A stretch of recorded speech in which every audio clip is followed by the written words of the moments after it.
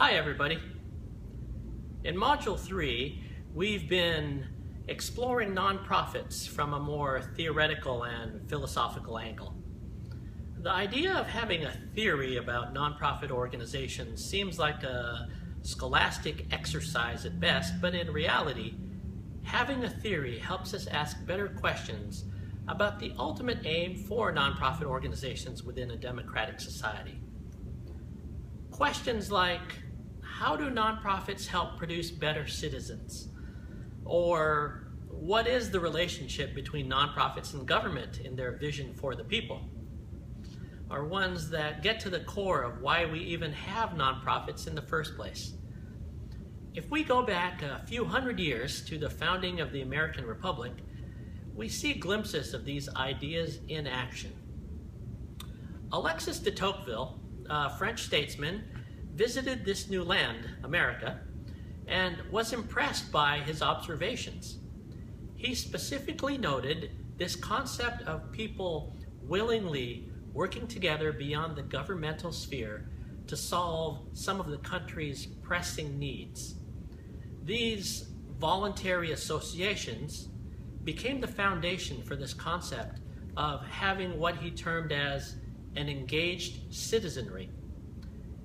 And in his mind, citizens who are engaged with their democracy and their community is the engine that drives social change. In looking at the big picture of nonprofits and how they contribute to society, it's helpful to first explore how they function in a society. Using the lens of political science, nonprofits help accommodate the diversity of ideas and people such that everyone gets a voice. This is seen in the types of nonprofit organizations that focus on political advocacy, political support, and giving everyone in the society a voice for change.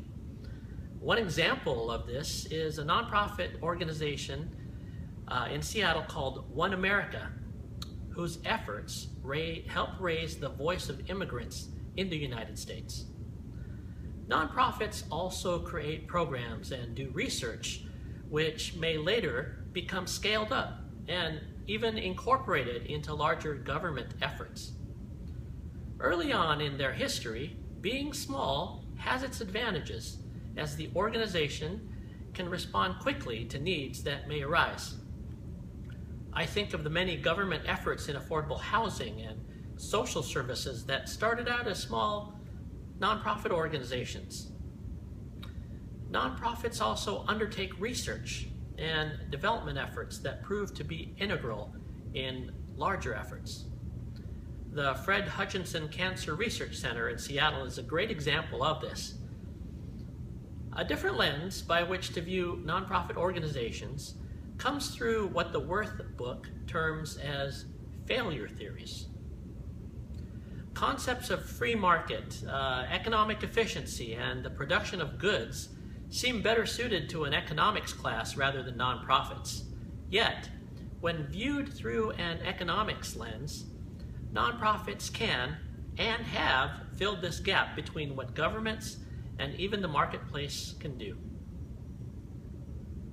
This gives rise to the term the third sector, in which nonprofits can act as agents of change in ways that governments and even businesses cannot do. Nonprofits are generally less restrained by their bureaucracies and can act with conviction, purpose, innovation, and even efficiency in ways other entities cannot. Interestingly, the idea of marketplace and social change has taken on even greater prominence today with the rise of what is termed social entrepreneurship.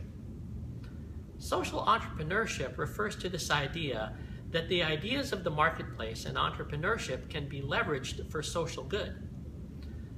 The book mentions an organization called the Ashoka Foundation, which supports the efforts of social entrepreneurs. Another great resource that is more on the academic side is the Stanford Social Innovation Review, which is devoted to research on social transformation. All this comes down to asking, what drives people to even be involved in the industry in the first place? Are such motivations truly altruistic? Is there some sense of self-interest to all this? Well, the research has explored these questions, and the answer is that it is a little of both, and that personal values and ethics do come into play at some point, but consider these questions, perhaps they're better described as the meta questions nonprofit organizations ask in the first place. What is common good, and how do we define it? How is common good different from what we think of goods and services? When a group says they benefit all, who is the all? And who gets to say who all is? Obviously, there's no easy answer to any of these questions, but the point here is that nonprofits are on the front line of that conversation. This is just as diverse, the how is just as diverse as the areas they work in. I hope you've also enjoyed reading the Drucker book. This module's reading emphasizes the importance of mission in a nonprofit organization. I love the quote that he shares, which says, "The first task of a leader is to make sure that everybody sees the mission, hears it, and lives it." With that, he goes on by saying that in nonprofits, everyone is a leader because everyone does something. Throughout these first three modules, we've emphasized more of the foundational and even historical features of nonprofits, and I trust you've asked questions about what does leadership have to do with all of it. Next week, we'll start turning our attention to more practical matters and explore nonprofit governance, structure, and the areas leaders specifically need to address.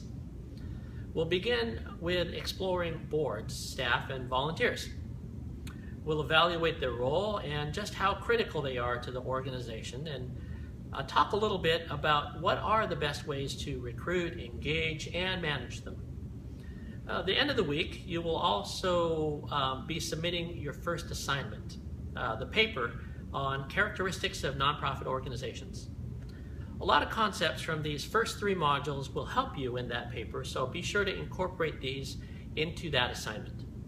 I'll discuss the assignment in further detail in the preview announcement for the next module, but nonetheless, for now, let's continue our conversation through the weekend on the discussion board and have a great weekend from there. I will see you all online.